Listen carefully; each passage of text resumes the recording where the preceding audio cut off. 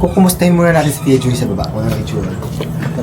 So, eto na nga mga hobbies. Today mga malengke kami and may mga bisita kami mamayang gabi kasi. So, inisip ko maghanda ng truffle pasta, fried chicken, lumpiang Shanghai, at saka hotdog sandwich para maiba naman.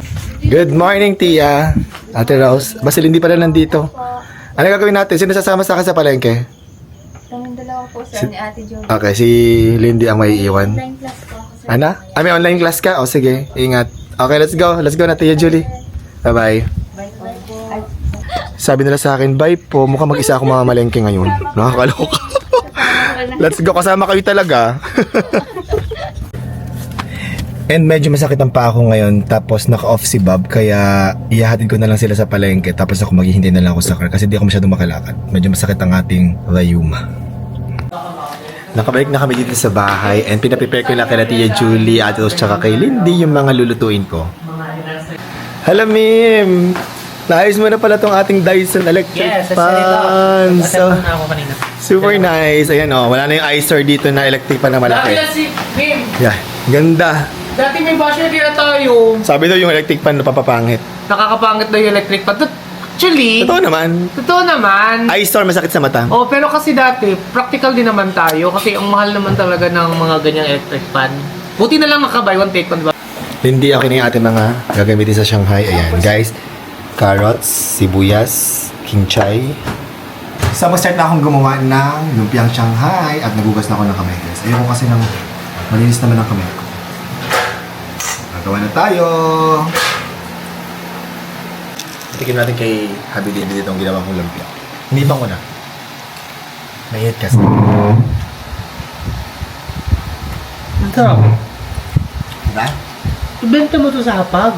Hala, nako. Trabaho. Ang sarap niya. Yes! Perfect. At ito na yung nagawa natin lumpiang Shanghai. Lalagyan natin sa freezer. Mamaya ipipilo na lang to. So, mag-start na ako magluto kasi darating na yung mga bisita namin anytime soon. So, ang una kong lulutuin ay truffle pasta. Napapait na ako dito ng tubig para sa akin pasta. And now, maggagawa na ako ng truffle sauce. And gagamitin ko yung bago namin nabiling lutuan. Ganda diba? Ay no, stainless steel. Binili ko sa SNR. 1.5 lang yung bili ko guys. Sobrang sulit. Sobrang ganda. I love it. So maglagay na tayo ng olive oil. Tansya-tansya lang ko maglagay guys. Lagyan natin ng butter. So lagyan natin ng mga chicken breast.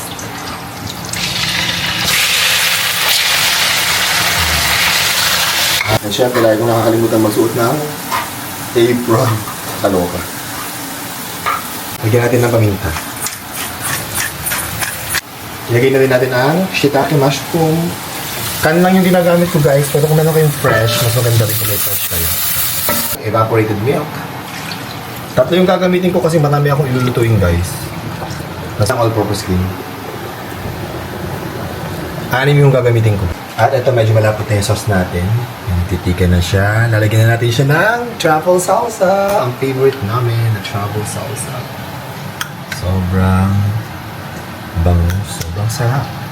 At eto, naluto na ang ating truffle pasta sauce. Ayan guys. So, luto na yung ating truffle pasta. Next kong lulutuin ay hotdog at saka lumpiang Shanghai. Tapos si Tia Julie, nag-marinate siya kagabi ng fried chicken niya. Ang Jollibee fried chicken. Jollibee fried chicken. Niluto ni Tia Julie sa amin sa baba, doon sa may dirty kitchen sa baba. Kasi hindi naman niya yung mahangin, kaya pwedeng magluto doon. So si Abby Lily nag-ayos na ng setup dito sa amin ng dining. Paper lang tayo na. Yes, paper Para hindi tayo walang maraming hugas na sila Ate Rose.